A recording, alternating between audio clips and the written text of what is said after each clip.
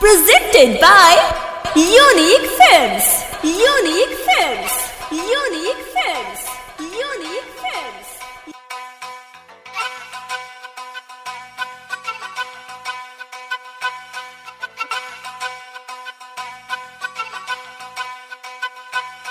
मेहंदी लगो तभी कल्हे बारात आई। देखो तानी कौन सरवा दुल्हन बनाई, दुल्हन बनाई, दुल्हन बनाई। हो मेहंदी लगो तभी कल्हे बारात आई।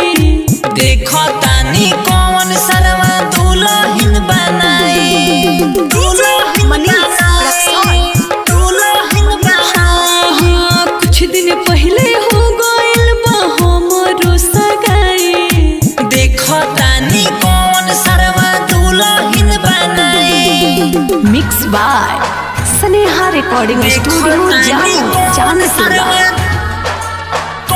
सरवा दुल्हन बनाई। Manish Rexon.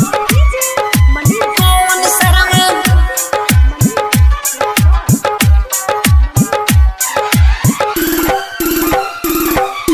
दुल्हन बनाई, दुल्हन बनाई। जननी न जान हमरे दिन उतराता। एही से तो जान हमर दिलवा दुखाता। जननी न जान हमरे दिन उतराता।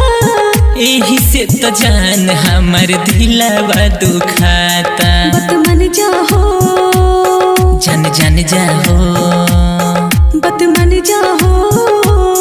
जन जन जाहो। सब रिलेशन में कड़वा बटले बा हमर भाई।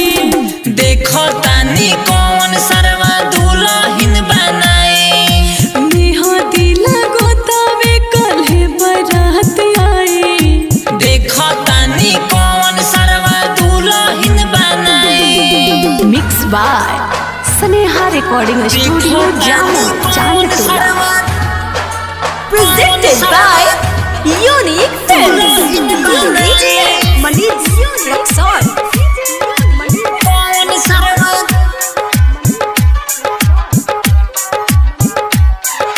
मिक्स बाय सुजीत बाबू। दुल्हन बनाई, दुल्हन बनाई। बोलो मुरते सुतने तड़पिल हम हो। दिलवा के बात सुनो सारा मासूम हो। बोलो मुरते सुतने तड़पिल हम हो। दिलवा के बात सुनो सारा मासूम हो। गुलसुदर्शन ये पूछे ले, सुजित बाबू। ये सोचे ले। इतने प्यार करेला तो काहे बने लो कसाई। देखो तानी